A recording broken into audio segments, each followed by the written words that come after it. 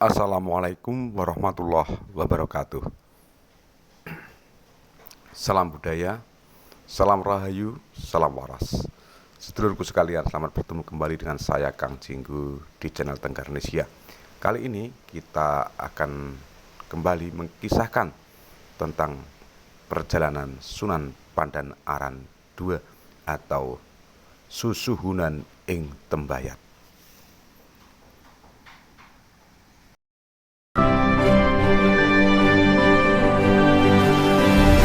Condro lan Kartika Haneksen.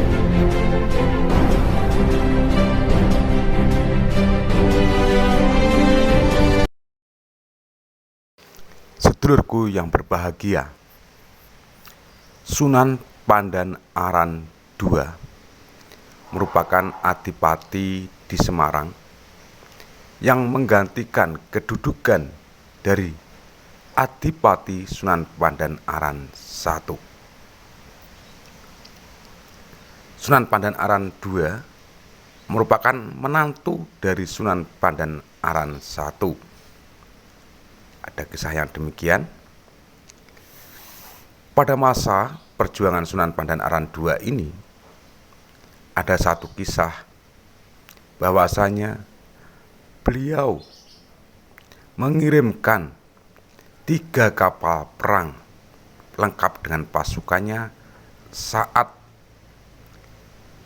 Adipati Unus menyerang Malaka.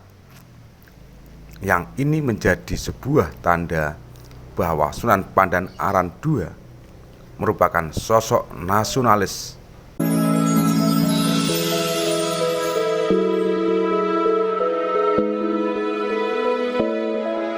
Sedulurku yang berbahagia, pada masa Adipati Semarang Sunan Pandan Aran II ini, Sunan Pandan Aran merasa bahwa dirinya telah mendapatkan anugerah wahyu dari Gusti, wahyu yang diimpikan oleh setiap manusia, yakni wahyu tahta, wahyu harta. Ini sudah didapatkan. Wahyu kasekten juga sudah dipunyai oleh Sunan Pandan Aran II ini. Yang dengan sifat demikian ini menyebabkan Sunan Pandan Aran II lupa kepada amanah bahwa jabatan itu sebetulnya adalah untuk memakmurkan Semarang atau kota Semarang. Dia sudah tidak peduli bagaimana penderitaan rakyat yang ada di Semarang. Bahkan perkembangan agama Islam pun juga dibiarkan.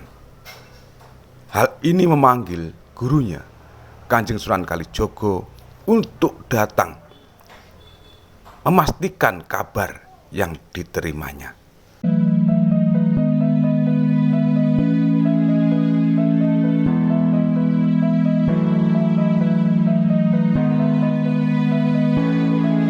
Sedulurku yang berbahagia,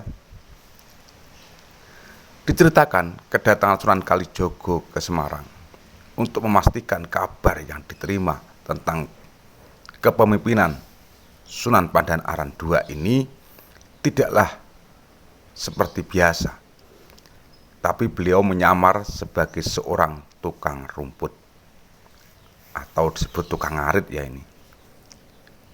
Dia merumput suket alang-alang yang kemudian dijual kepada yang membutuhkan. Pada saat itu dia berusaha datang ke pendopo Kabupaten Semarang untuk menjual rumput alang-alangnya yang telah diikat oleh kepada Adipati Semarang, yakni Sunan Pandan Aran II. Melihat kedatangan tukang rumput, Sunan Pandan Aran II ini bertanya apa yang dimaui. Lalu Sunan Kalijogo mengatakan bahwa dia ingin menjual rumputnya Kanjeng Sunan Pandanaran kemudian membeli rumput tersebut dengan harga yang murah, yakni 25 keteng. Setelah itu, karena sudah mendapatkan uang, maka Kanjeng Sunan Kalijogo yang menyamar menjadi tukang rumput itu pun pergi, meninggalkan pendopo Kadipaten Semarang. Setelah kepergian dari Kanjeng Sunan Kalijogo, maka Sunan Pandanaran II ini melihat rumput alang-alang yang dibelinya. Alangkah terkejutnya Sunan Pandanaran ketika melepaskan ikatan dari rumput alang-alang itu. Di dalamnya ternyata terdapat sarung pusaka yang terbuat dari emas.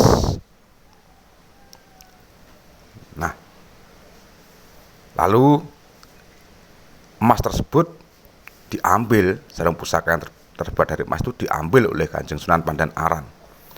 Dia merasa gembira, bahkan dia merasa gembira karena bertambahlah koleksi emas atau kekayaan yang dimilikinya.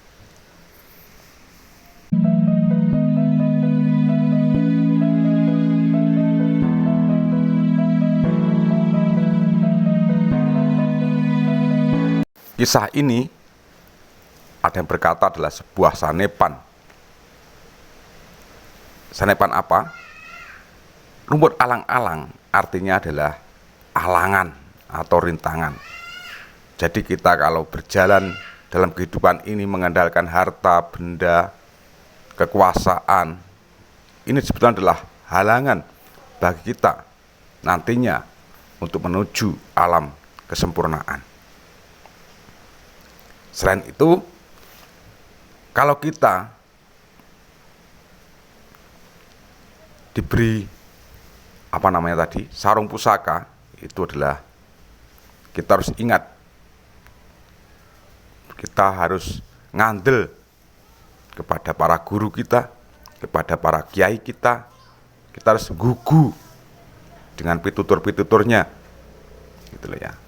Ini yang diinginkan Kanjeng Sunan Kalijogo terhadap Kanjeng Sunan Pandanaran II ini.